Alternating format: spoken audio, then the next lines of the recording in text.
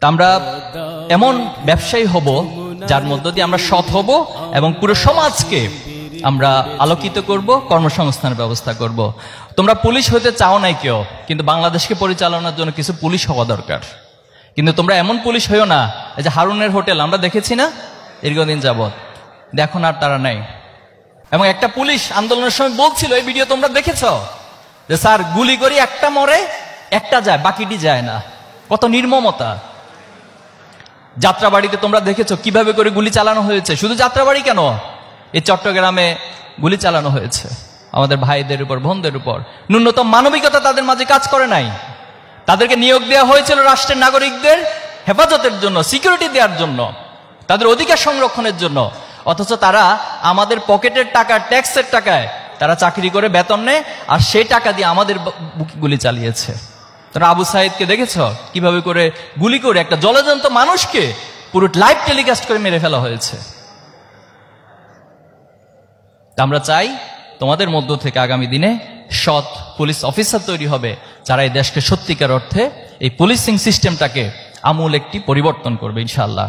তোমরা সেনাপ্রধান হও, এমন সেনাপ্রধান হইও না যারা 1-11-র জন্য দায়ী ছিল এবং 1-11 করে বাংলাদেশে আধিপত্যবাদকে স্থায়ী করেছিল, বাংলাদেশকে পরাশক্তির হাতে তুলে দিয়েছিল, এই বাংলাদেশ স্বাধীনতা সার্বভৌমত্বকে নষ্ট করেছিল।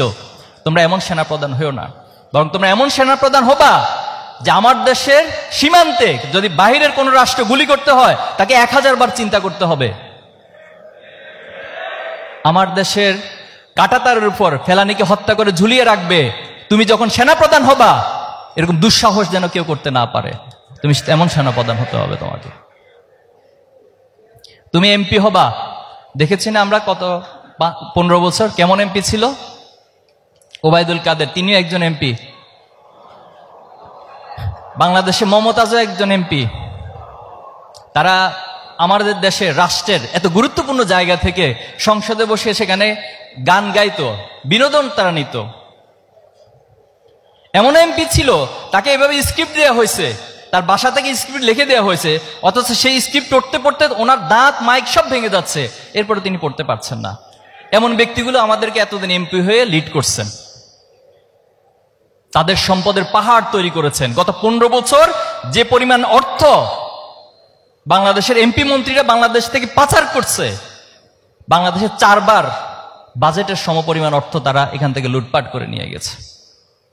অথচ ছোট্ট একটা দেশ, এত কষ্ট করে, এত পরিশ্রম করে মানুষগুলো, অথচ তাদের পকেটে সেই টাকাগুলোকে লুটপাট করে আজকে বেগম পাড়া তৈরি করেছে, বড় বড় প্রাসাদ তৈরি করেছে বাংলাদেশের বাইরে বিভিন্ন জায়গায়। তাহলে তোমরা এমন এমপি হইও না। তোমরা প্রধানমন্ত্রী হবা ইনশাআল্লাহ, কিন্তু তোমরা হাসিনার মতো প্রধানমন্ত্রী হইও না,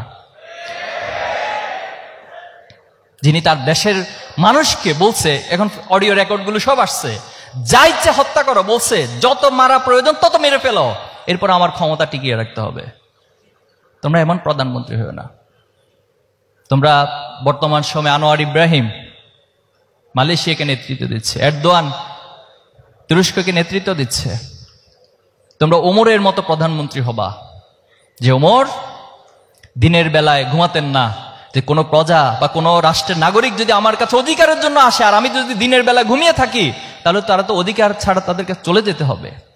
আবার তিনি রাতের বেলায় ঘুমাতেন না, রাতের বেলা চিন্তা করতেন আমি যদি ঘুমাই আর আমার একটা রাষ্ট্রের যদি একটা কুকুরও না খেয়ে যদি মারা যায়, তাহলে কাল কিয়ামতের দিন আমি আল্লাহর কাছে কি জবাব দিব। তোমরা এই অনুভূতি সম্পন্ন প্রধানমন্ত্রী হবা। যেদিন বাংলাদেশে অনুভূতি সম্পন্ন প্রধানমন্ত্রী হবে, সেদিন সত্যিকার অর্থে বাংলাদেশে আবু সাইদ, মুগ্ধ, শান্ত, ওয়াসিম তাদের স্বপ্ন বাস্তবায়িত হবে। যমুনার তীরে আমরা শিবির গড়েছি।